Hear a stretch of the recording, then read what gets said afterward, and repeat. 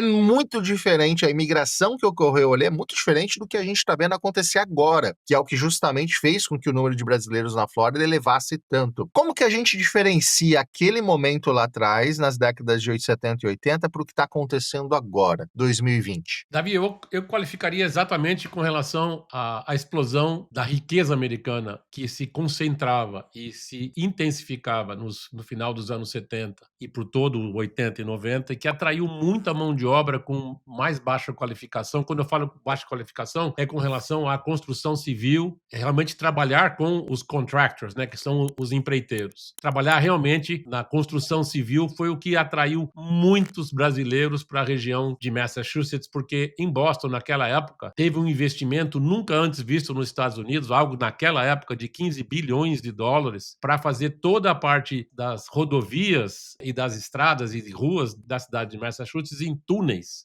Quem conhece Boston sabe que tem muito túnel, que tem muita água, tem muitos caminhos de água lá, que foram feitos os túneis. E ali foi, particularmente, os contractors traziam muito brasileiros, que vão chamando seus parentes, e houve realmente uma grande entrada de brasileiros nessa época. É claro que Nova York sempre teve um número bem pequeno de brasileiros que representavam as filiais de bancos, empresas multinacionais que levavam brasileiros para suas matrizes e etc. Mas realmente houve um boom do conhecimento maior dos Estados Unidos, primeiro pela frequência de voos para a Flórida. E também coincide, né, com a abertura e realmente a expansão da Disney, né, na Central Florida, principalmente no final dos anos 70 e anos 80, e chegando 90 e fortemente com a abertura de muito mais voos diretos para Miami, para Orlando, para Fort Lauderdale, onde pessoas começaram a se expor cada vez mais ao mundo, né, da Disney, ao mundo de Miami, e começaram a ver a oportunidade de imigração. E aí surge, obviamente, as ofertas que hoje se intensificam, e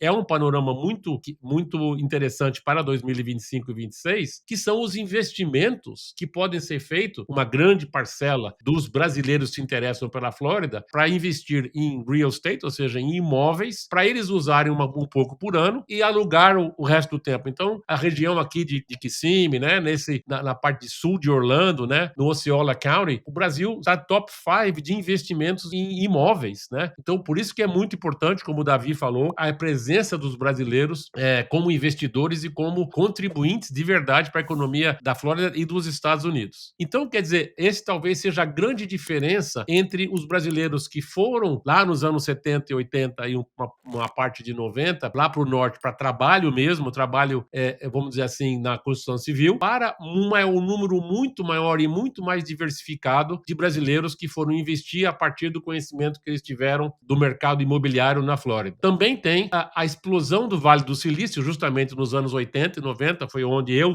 comecei a minha jornada na Califórnia, no Vale do Silício, que obviamente atraiu muitos brasileiros também para a parte de visto de estudantes, para poder se beneficiar do mercado explosivo das tecnologias e financeiras e etc., que atraiu também muitos brasileiros. Essa é a grande diferença entre esses públicos que foram no início da imigração em massa para construir os Estados Unidos, e o outro era para investir nos Estados Unidos e também investir na sua carreira para poder viver o American Dream. Exatamente, Arsenio, eu acho que e é importante a gente entender essa diferenciação, né? Foram várias ondas e vários momentos, mas essas duas ondas de grande destaque, ali da década de 80 na construção civil que a gente está vendo agora, eu enxergo também como, acho que um ponto mais importante que até faz a gente refletir um pouco a respeito disso, né?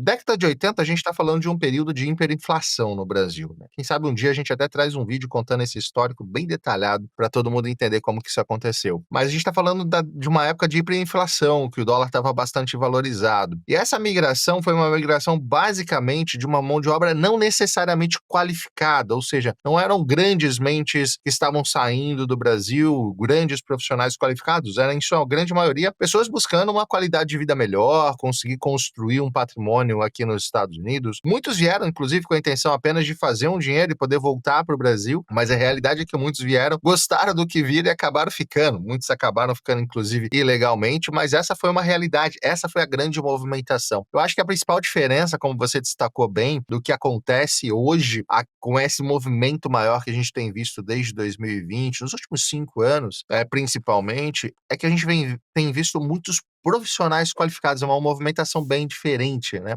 São muitos profissionais qualificados, de fato, saindo do Brasil para aproveitar as oportunidades que existem aqui nos Estados Unidos, até porque a demanda naquela época era por essa mão de obra mais braçal mesmo. A gente falando da década de 80, o que faltava era gente para construção civil, para trabalhar em fábricas. Hoje o que está faltando são cabeças, engenheiros, médicos, advogados e diversas outras profissões, programadores principalmente, área de tecnologia com uma demanda gigantesca. Então é uma migração muito diferente. A gente está falando de uma migração bastante qualificada. E já tratando desse assunto, é isso hoje, na verdade, que os Estados Unidos querem, até porque hoje todo o sistema migratório legal tende a priorizar justamente esse profissional qualificado. Eu acho que a partir dessa visão a gente consegue até já começar a delinear esse perfil de profissional que hoje os Estados Unidos estão procurando.